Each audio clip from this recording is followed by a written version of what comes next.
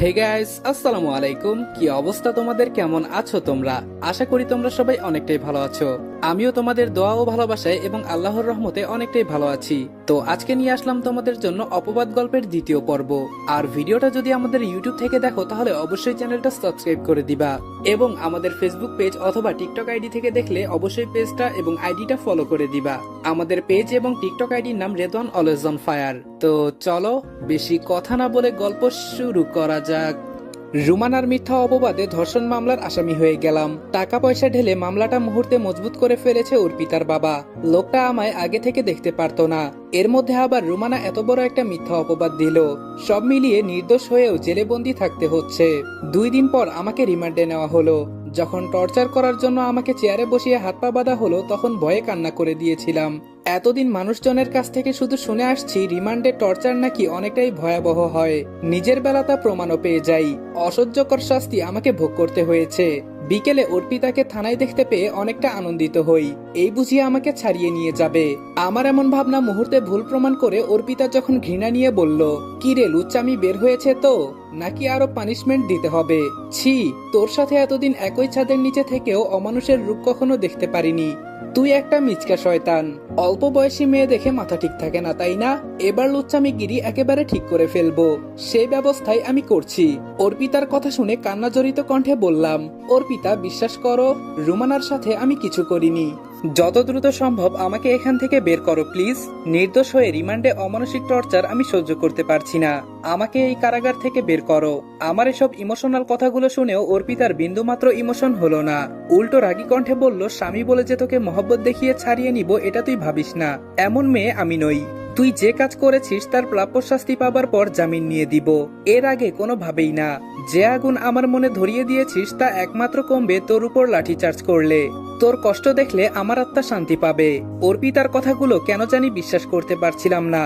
যে মেয়ের চোখের দিকে তাকালে ভালোবাসা ছাড়া অন্য কিছু দেখতে পারতাম না, আজকে অবিশ্বাস করে আমাকে এতটা কষ্টের মাঝে ফেলে চলে গেল। একবারের জন্য তার মন কাঁদলো না। এটাই হয়তো বড়লোক পরিবারের মেয়েদের মন। আজকে আমি যদি কোনো গরিব ঘরের মেয়েকে বিয়ে করতাম তার কাছে সবসময় প্রিয় থাকতাম। যত কিছুই হোক না কেন কখনো আমাকে এতটা কষ্টের মাঝে ফেলতে পারতো না। বড় হওয়ার পর কখনো আমার চোখ থেকে অশ্রু ঝরে নাই। এখন এতটা অমানসিক নির্যাতন আমার উপর চালাচ্ছে তা ভাষায় প্রকাশ করা সম্ভব না। নিরুপায় হয়ে চোখ দিয়ে পানি পড়ছে। বাড়িতে অসুস্থ মা, যদি সে জেনেও থাকে তার পক্ষে সম্ভব না যে আমাকে ছাড়িয়ে নিয়ে যাবে। আর একটা বোন, সে তো একটা নিমুহারাম, ভুলেও খোঁজ খবর নেয় না। নিজেকে বড্ড অসহায় বলে মনে হচ্ছে। যদি কেউ আমাকে এই কঠিন আযাব থেকে মুক্তি দিত তাহলে সারা জীবন তার কাছে ঋণী হয়ে থাকতাম। 3টা দিন রিমান্ডে অসহ্যকর আঘাত আমাকে ভোগ করতে হয়েছে। কেউ দেখতে পর্যন্ত আসতে পারে নাই। একটা দিন পার হয়েছে আর আমার কাছে সেটা বছরের সমান মনে হয়েছে। এভাবেই জেলে 1 মাস 17 দিন থাকার পর হঠাৎ একদিন কে জানি আমার জামিন করিয়ে দিল। পুলিশ অফিসারকে জিজ্ঞেস করলে বলে যে একটা মেয়ে এসে আপনার জামিন করিয়েছে, ওনার নামটি বলতে নিষেধ করেছে। পুলিশ অফিসারের কথা শুনে চুপচাপ একটা সাইন দিয়ে জেল থেকে বাহিরে বের হলাম। 2টা মাস পর বাহিরের আবহাওয়া অন্যরকম একটা ফিল হচ্ছে। একবার সামনে আগাতে লক্ষ্য করলাম অর্পিতা সহ ওর ফুল পরিবার গাড়ি নিয়ে আমার দিকে তাকিয়ে আছে। ওদেরকে দেখে মুহূর্তে পায়ের রক্ত মাথায় উঠে গেল। মনে হচ্ছে মানুষগুলাকে খুন করে জেলে যাই। পরক্ষণে নিজের রাগ সংযত রেখে সামনের দিকে হাঁটা শুরু করলাম। আচমকাই অর্পিতা আমার সামনে এসে পা ধরে কান্না জড়িত কণ্ঠে বলল, আমাকে ক্ষমা করে দাও, আমি না বুঝে অনেক বড় অন্যায় করে ফেলেছি তোমার সঙ্গে। অর্পিতার কথাটা শেষ হওয়া মাত্র একটা লাথি মেরে ছিটকে ফেলে দিলাম। পরক্ষণে চুলের মুঠি শক্ত করে চেপে ধরে বললাম, আমাকে কি তোর পুতুল মনে হয়? যখন যা খুশি তাই করবি। তোর বোন আমাকে মিথ্যা অপবাদে জেলে ঢুকিয়েছিল, এবার তোকে খুন করে আবারও জেলে যাব। এটা বলে ঠাস করে অর্পিতার গালে থাপ্পড় বসিয়ে দিলাম। আরেকটা থাপ্পড় মারার আগেই কে জানি পেছন দিক থেকে আমাকে আটকিয়ে নিল।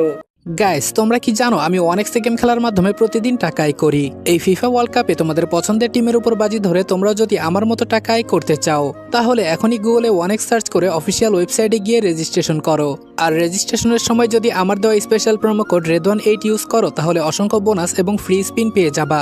আর অনেক্স কিন্তু একটা ইন্টারন্যাশনাল লাইসেন্সকৃত প্ল্যাটফর্ম এবং সবচেয়ে বিশ্বস্ত। এখানে তোমরা ক্রাশ ক্রিস্টালের মতো গেম খেলে সহজেই টাকা আয় করতে পারবে এবং বিকাশ নগদের মতো সকল মোবাইল ব্যাংকিং অ্যাপের মাধ্যমে সহজেই তোমরা তোমাদের জেতা টাকা তুলতে পারবে। আর 24 ঘন্টা 7 দিন কাস্টমার সাপোর্ট সুবিধা তো রয়েছেই। তাই আমি এটা ব্যবহার করে আমার রেগুলার হাত খরচের টাকা আয় করি।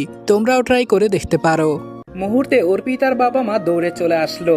শাশুড়ি মা এসে অর্পিতাকে বুকে জড়িয়ে নিয়ে আমার উদ্দেশ্যে বলল, এই ছেলে, তোমার কি হিতাহিত জ্ঞান নেই? অন্তঃসত্ত্বা মেয়েটাকে এভাবে রাস্তাঘাটে মারতেছো। আমি বললাম, ওকে মারতে মারতে মেরে ফেললেও আমার মনের জ্বালা মিটবে না। ওকে তো আমি। আমার কথা শেষ না করতেই অপরিচিত লোকটি আমার হাত টেনে ধরে একটা চায়ের দোকানে বসিয়ে পানির বোতল এগিয়ে দিয়ে বলল, ভাই পানি খান। লোকটার দেওয়া পানির বোতল হাতে নিয়ে অল্প পানি খেয়ে বেঞ্চে রেখে দিলাম। কিছুক্ষণ পর লোকটি জিজ্ঞেস করলো, ভাই আপনার স্ত্রীকে হঠাৎ এভাবে মারলেন কেন? আর আমি যতটুকু শুনলাম আপনার স্ত্রী নাকি অন্তঃসত্ত্বা। এই সময় সবাই তো নিজের স্ত্রীর টেক কেয়ার করে, আর আপনি তাকে মারলেন। আসল ঘটনা কি একটু বলবেন? লোকটার তীব্র কৌতূহল দেখে আর না করতে পারলাম না। অতীতের ঘটে যাওয়া সকল ঘটনা বলে দিলাম। সবটা শোনার পর লোকটি আশ্চর্য হয়ে বলল, এরকম সাংঘাতিক ঘটনা? সবটা শোনার পর লোকটি আশ্চর্য হয়ে বলল, এরকম সাংঘাতিক ঘটনা জীবনে প্রথম শুনলাম। আচ্ছা, আপনার স্ত্রীকে এখন মেনে নিবেন না? লোকটির তীব্র কৌতূহল দেখে মুখে শুকনো একটা হাসি দিয়ে বললাম, আমার সমস্ত ঘটনাই তো শুনলেন, আমার জায়গায় আপনি হলে কি করতেন? লোকটি থতমত খেয়ে বলল, ইয়ে মানে? আমি বললাম, কি আটকে গেলেন? তো আটকানোরই কথা। আল্লাহ যেন আমার মতো এরকম পরিস্থিতিতে দ্বিতীয় কাউকে না ফেলে, এটাই কামনা করি। আপনি বললেন না অর্পিতাকে এখন মেনে নিব কি না? লোকটা বলল, হ্যাঁ, এখন কি অর্পিতাকে মেনে নেওয়া সম্ভব না? আমি বললাম, না ভাই, সম্ভব না। ওকে দেখলেই এখন আঘাত করতে মন চায়। তাহলে একই ছাদের নিচে কেমনে থাকবো বলেন? লোকটি বলল, না মানে আপনার অনাগত বাচ্চার মাঝে অর্পিতা হতে যাচ্ছে, সে ব্যাপারে আপনি কি ভাবছেন? সে ব্যাপারে আপনি কি ভাবছেন? আমি বললাম, এই মুহূর্তে এগুলো প্রশ্নের উত্তর আমার কাছে জানা নেই। এখন শুধু একটা কথাই ঘুরপাক খাচ্ছে। এখন শুধু আমার মাথায় একটা কথাই ঘুরছে, তা হলো আমার মাকে নিয়ে। আমার চিন্তায় মানুষটা হয়তো কান্নাকাটি করে একাকার হয়ে আছেন। এমনিতেই একটু অসুস্থ মানুষ। এখন ভাই আমি আসি, কেমন? লোকটা বলল, আচ্ছা চলুন, আমি আপনাকে এগিয়ে দিয়ে আসি।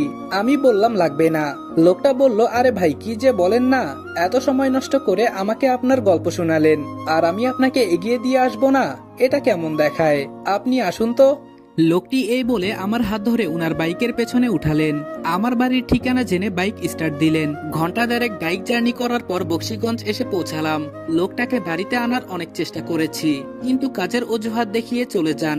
তারপর একটা রিক্সা ডেকে আমি আমার গ্রামে চলে আসি। 2 মাস পর নিজের গ্রামে আসলাম। কেমন কেমন জানি একটা অনুভূতি হচ্ছে। এলাকার ভাই ব্রাদাররা সবাই আমার দিকে অদ্ভুত দৃষ্টিতে দেখছে। কেউ আবার খুশি হয়ে ভালো মন্দ জিজ্ঞেস করছে। তাদের প্রশ্নে তেমন কোনো উত্তর দিলাম না। বাড়িতে ঢুকে মার কাছ থেকে টাকা নিয়ে রিক্সাওয়ালার ভাড়াটা মিটিয়ে নিজের রুমে এসে বসলাম। মা আমার পাশে বসে অঝোর ধারায় কান্না করতে লাগলো। আমিও চুপচাপ চোখের জল ফেলতে লাগলাম। মা ছেলে এভাবে কিছুক্ষণ কান্না করার পর আগ বাড়িয়ে বললাম, মা কান্না করছো কেন? যা হবার তা তো হবেই। মা বললেন, বাবারে, আমি অসুস্থ একা একজন মানুষ, আমার পক্ষে সম্ভব হয়নি তোকে এক নজর দেখার। নিরুপায় হয়ে কান্না করছি। এলাকার নেতার কাছে গিয়ে হাত জোর করে বলেছিলাম, ভাই সাহেব, আমার ছেলেটাকে জেল থেকে ছাড়িয়ে এনে দেন। আমার কথাগুলো এক কান দিয়ে শুনে আরেক কান দিয়ে বের করে দিত। আমার কথার কোনো মূল্য দেয়নি। তোর বোন ফারিয়াকেও জানিয়েছিলাম, সে আসতে চেয়েছিল, কিন্তু আসে নাই। বাবা, একটা কথা কি জানিস? আজকে যদি তোর ছায়া দেবার মতো মানুষটা বেঁচে থাকতো, তাহলে তোর পেছনে লোকের অভাব হতো না। মা এটা বলে তার আঁচলে চোখের জল মুছে নিল। এতক্ষণ মার কথা শুনে আমিও চোখের জল আটকাতে পারিনি। নীরবে টপ টপ করে ঝরতেছিল চোখের পানি।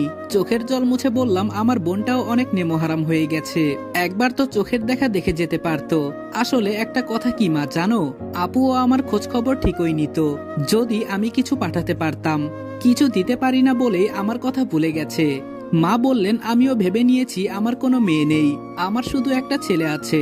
বাদ দে এসব কথা, এখন গোসল করে আয়, আমি তোর জন্য রান্না করতে গেলাম। এটা বলে মা ঘরে চলে গেল। অপরদিকে ওর পিতা বালিশের মাঝে মুখ ডুবিয়ে ফুপিয়ে কান্না করছে। পাশে তার বাবা মা দুশ্চিন্তায় মাথায় হাত রেখে অনুশোচনায় ভুগছে। শেষমেশ তার মেয়ের সুখের সংসারটা ফাটল ধরে গেল। আশরাফ হোসেন তার মেয়ের কান্না দেখে অনুশোচনায় মাথা নিচু করে রইল। রেহেনা বেগম কাপা কাপা হাতে অর্পিতার কাঁধে হাত রেখে বললেন, অর্পিতা মা, খেতে চল, তোকে ছাড়া আমরা কেউ খেতে বসতে পারছি না। অর্পিতা ওর মার কথা শুনে কান্নায় ভেঙে পড়ে বলল, মা, তোমার ছোট মেয়েটার জন্য আমার সংসারে ফাটল ধরে গেছে। শুধুমাত্র তোমার মেয়ে অভিনয়ে কান্না দেখে নিজের স্বামীকে রিমান্ডে মার খাওয়ার থেকে বাঁচাইনি। ও আমার কাছে কান্না করে বলেছিল যেন আমি ওকে থানা থেকে ছাড়িয়ে নেই। আমি ওর কথা শুনিনি।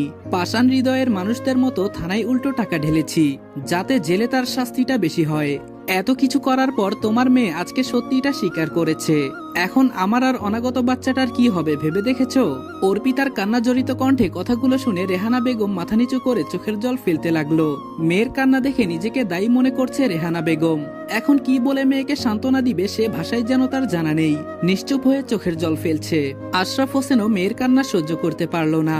রুম থেকে যে প্রস্থান করবে সে সময় অর্পিতা তার বাবার উদ্দেশ্যে বলল, বাবা এখনো কি তোমার মেয়ের জামাইয়ের উপর রেগে আছো? থাকলে বলো, আবার তোমার কথা মতো থানায় গিয়ে কিছু টাকা ঢেলে ওকে আবার শায়েস্তা করার ব্যবস্থা করি। অর্পিতার বাবা নিশ্চুপ। অর্পিতা বলল, কি হলো বাবা, চুপ করে আছো কেন, বলো। অর্পিতার বাবা বললেন, মারে আমার ভুল হয়ে গেছে।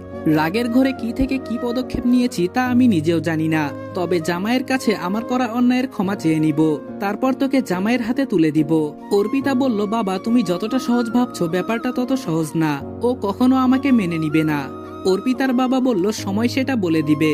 এদিকে খাবার খাওয়া শেষ করে সবেমাত্র বিছানায় গা এলিয়ে দিয়েছি। এর মধ্যে হঠাৎ দেয়ালের মাঝে আমার আর অর্পিতার ছবি ঝুলানো দেখে তীব্র গতিতে রাগ আবার চেটে গেল। ব্যাস বিছানা থেকে নেমে ছবিটা ভেঙে ছুঁড়ে ফেললাম। তারপর অর্পিতার যা যা জামা কাপড় ছিল আর ব্যবহারকৃত দ্রব্য ছিল সব একত্রে করে আগুন জ্বালিয়ে দিলাম। মুহূর্তের মাঝে অর্পিতার ব্যবহৃত জিনিস ছারখার করে ফেললাম। ফ্লোরে আগুন লাগা দেখে মা ভয়ার্ত কণ্ঠে বলল, ফ্লোরে আগুন কেন জ্বালিয়েছিস?